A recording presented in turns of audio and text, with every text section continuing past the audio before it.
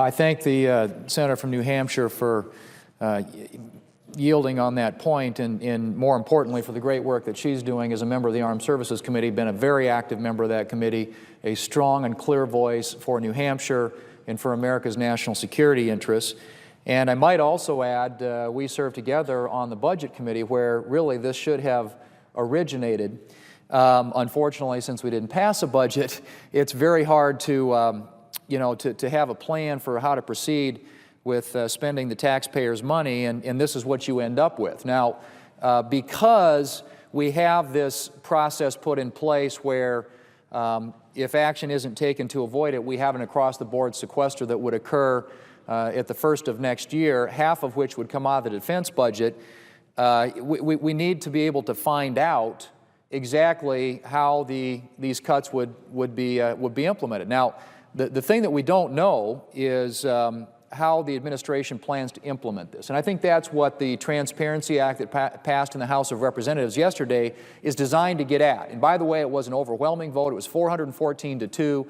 The House of Representatives, in an overwhelming bipartisan way, weighed in on the issue about whether or not the administration ought to spell out in clear detail to the United States Congress and to the American people how it intends to implement its sequestration plan. And I might say that it's going to be very difficult for us as members of Congress to come up with an alternative replacement plan if we don't know what their plan is for implementation. We know that a half of the reductions are going to come out of defense, at least that's the plan, the other half out of non-defense discretionary spending, but it's very clear that this would have a profound impact on the defense budget on top of the $500 billion in cuts that occurred as part of the Budget Control Act last summer. But I would say to my colleague from New Hampshire, and I think she has very clearly and very well laid out the impacts as have been delineated and described by many of our service chiefs, by many of our military leaders in this country, what those impacts would be on our national security, on our readiness. Also, you've elaborated, and I think extremely well, about the economic impact, what it's going to mean in terms of jobs in our economy. But I want to just for a moment come back to this fundamental point because I think it's one that shouldn't be missed by people who are following this debate, and that is that if the Budget Committee and the Senate had done its work in the first place and passed a budget, we wouldn't be where we are today. If we had actually passed a budget, now the senator from New Hampshire this is her second year, I think, on the Budget Committee. Even before she got here, we hadn't passed a budget. I got on the Budget Committee in this last session of Congress, so it's been 2 years since I've been on the committee, but it's a committee without a purpose, without a mission. If you're not going to pass a budget, I'm not sure why you would want to have a Budget Committee. And the other thing that's really interesting about this is we're not going to pass any appropriation bills. Not only do we not pass a budget, the Appropriations Committee here in the Senate, there are 12 usually annual bills that come across the floor of the United States Senate. The majority leader said he's not going to bring appropriation bills to the floor. Now, the House of Representatives, I think, has passed 9 appropriation bills. They passed a budget, and the Appropriations Committee here in the Senate has been moving and passing appropriation bills out of the committee, but the leader of the United States Senate has said, we're not going to move appropriation bills this year.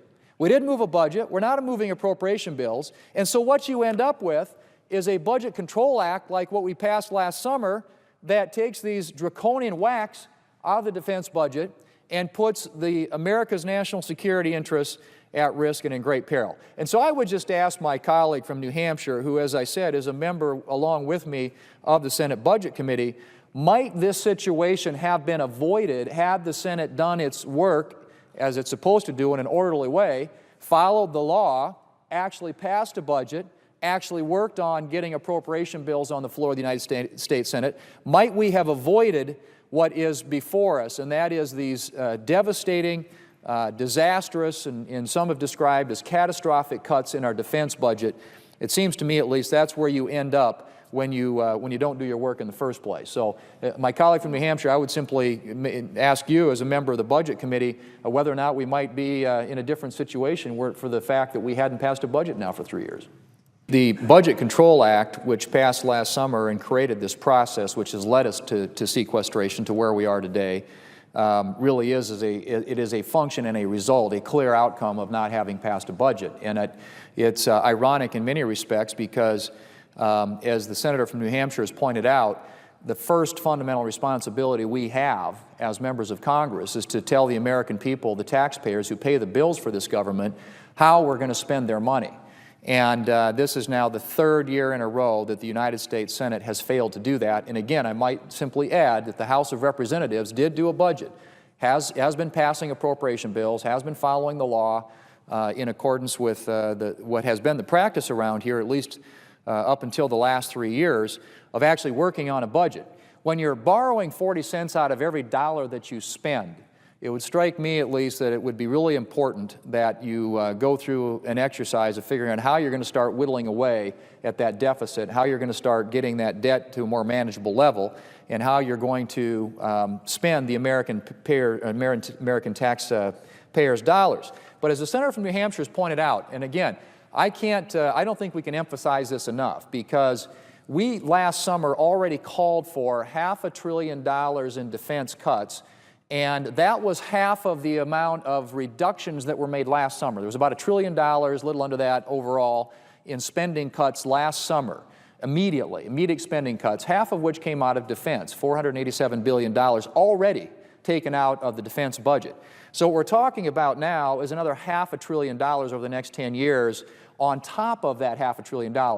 In other words, $1 trillion out of our national security budget. And what the Secretary of Defense, the President's own Secretary of Defense, has said is that it would lead to the smallest ground force since 1940, since before World War II, the smallest fleet of ships since 1915, almost a century, and the smallest tactical fighter force, Air Force, that we've had literally in the history of the Air Force. That's what we're talking about. That's the dimension of the problem that you're referring to. And it completely impairs our ability to project power in many of these critical areas of the world. And the world is a dangerous place. It's not getting any less dangerous. If it's getting clearly more dangerous if you read the headlines every single day.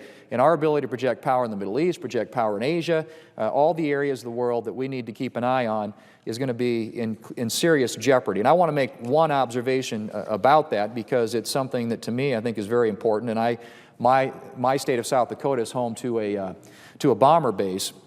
But one of the key ways that our nation projects power is through the use of the bomber fleet. Our bomber fleet is aging. Nearly half of the fleet was built before the Cuban Missile Crisis of 1962, if you can imagine that. And so it's highly important that we modernize our bomber fleet. And Secretary Panetta has stated that development of the next generation bomber would be delayed by sequestration until well toward the middle of this century. So we're talking about dramatic reductions in ground forces, Navy, Air Force, all the assets that we use to protect this country and to defend America's interests around the world would be at great risk if this sequester goes into effect. And the number one priority, as the Senator of New Hampshire, from New Hampshire has very appropriately pointed out, the number one priority we have is to defend this country. If we don't get national security right, the rest is conversation. All the other things that we talk about are secondary to defending and protecting America and the American people.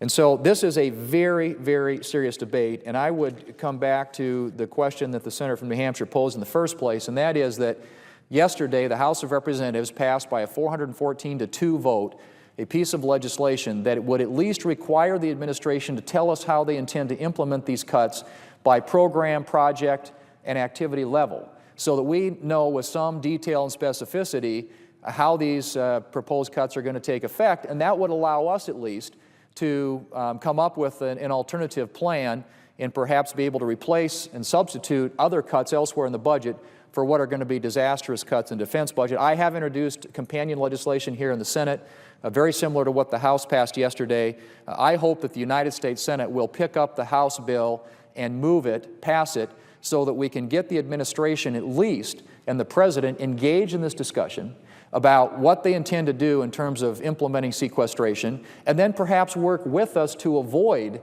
the catastrophe that we're referring to and talking about, and which has been documented and validated by all our military leadership in this country, and what would be a very, very serious and dangerous reduction in America's national security resources and in our ability to to keep our country ready and able to defend America and American interests around the world. So to the Senator from New Hampshire, I appreciate so much your leadership on this issue.